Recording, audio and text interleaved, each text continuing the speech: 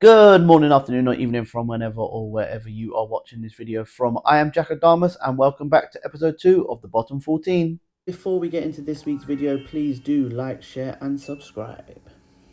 I created this show as a fellow fan of a team in the so-called bottom 14, as I realised that we don't get enough recognition and airtime in the media as the so-called traditional top 6. This is a place where you can share your opinions and have your say, whether it be good or bad, about your own team or a fellow team in the bottom 14. So please don't think in any way that this show is a show disrespecting any team outside of the traditional top 6. First of all, I just want to start this week by thanking all the people that did comment on my first episode, especially the Aston Villa fans, as the majority of the comments did come from you guys. Which leads me on to my first point, which is, like I said last week, this is not league based, this is based on the traditional top 6. So currently, Aston Villa fans, to make you happy, you are currently sitting top of the bottom 14. But yes, you did finish in the top 4 last season, and you have started off this season very well, albeit you did have a disappointing result on the weekend. So if you do carry on doing what you're doing and Man United keep falling down that table, I will swap you around. How does that sound? No, but jokes aside, Aston Villa do have a massive game tonight in the Champions League at home to Bayern Munich, which is a repeat of the 1982 European Cup final,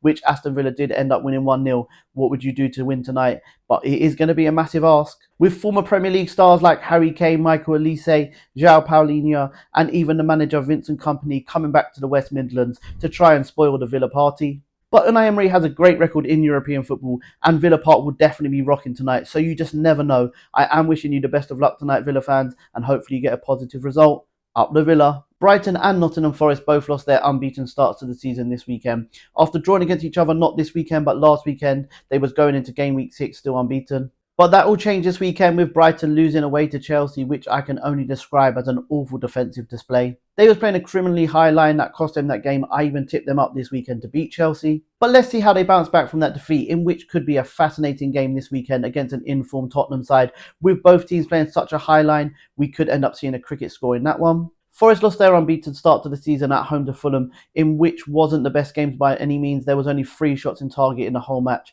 one being a Raul Jimenez penalty which settled the game.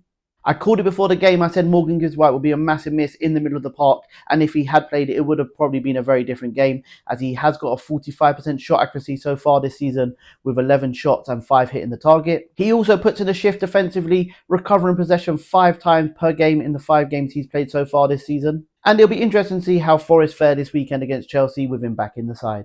5 teams are still winless in the Premier League this season, Wolves being one of them, as they currently sit bottom of the table. And although the fixtures have been cruel to Wolves, I normally don't agree with pundits, but this time I have to agree with Gary Neville. With what he said against Liverpool, there was 22 minutes still on the clock when they brought on Hwang Hee-chan, and instead of going for an equaliser, they were just passing it around the back. And Hwang only touched the ball once in those 22 minutes, which was through no fault of his own. It's not panic station yet, but Wolves do need to start picking up some wins before they get further and further behind. Crystal Palace also remain winless as they lost on the weekend away to Everton, which really has shocked me, as I know they've lost some key players in the transfer market. But after winning 6 of their last 7 games in the back end of last season, they look nothing like that compared to this season. It is still early doors and I don't think they have anything to worry about, but the more this winless run goes on, the more nervous and complacent their fan base are getting. The other 3 teams that remain winless in the Premier League are the 3 newly promoted sides, which means it's the first time in 20 years that has happened, although all 3 of them are showing positive signs. Ipswich, although they haven't won a game, they have drawn 4 out of their 6 games, 5 of which have been against teams currently sitting in the top half of the table, and their 2 defeats did come against the current 2 teams that sit first and second in the league. There is definitely some positive signs for the Tractor Boys, and if they can somehow turn some of those draws into wins, there is a good chance that they can get survival this season. Leicester are showing positive signs as well this year, and like I already stated, they have been in every single game they've played so far this season.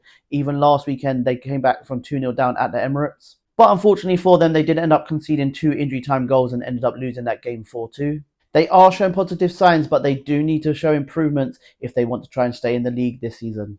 And Southampton make up the 5th team that are winless still in the Premier League this season. But off the pitch for a second, I want to talk about Russell Martin's post-match interview after that defeat to Bournemouth on Monday. And just say how refreshing it was to see a manager come out and be so honest after a game. It was somewhat even inspirational for him to come out and take the pressure all upon himself and reflect it all from his players. And you could tell that his words did touch the players, as they looked like a completely different team in that second half.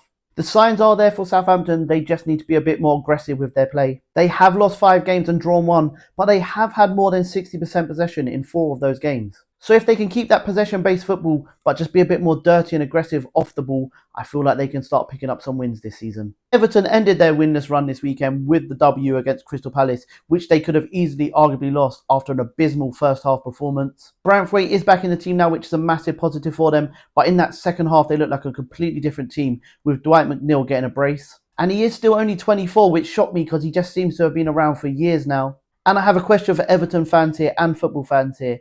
With his 5 goal contributions in 6 games so far this season, if he carries on with that kind of form, is it such a controversial shout for him to get an England call-up? I want to send a shout out to Newcastle, who this week helped AFC Wimbledon with the flooding of their stadium. They donated 15,000 as well as 45% of the gate receipts from last night's rearranged EFL Cup tie against them, which Newcastle ended up winning 1-0 with a Fabian Schär penalty.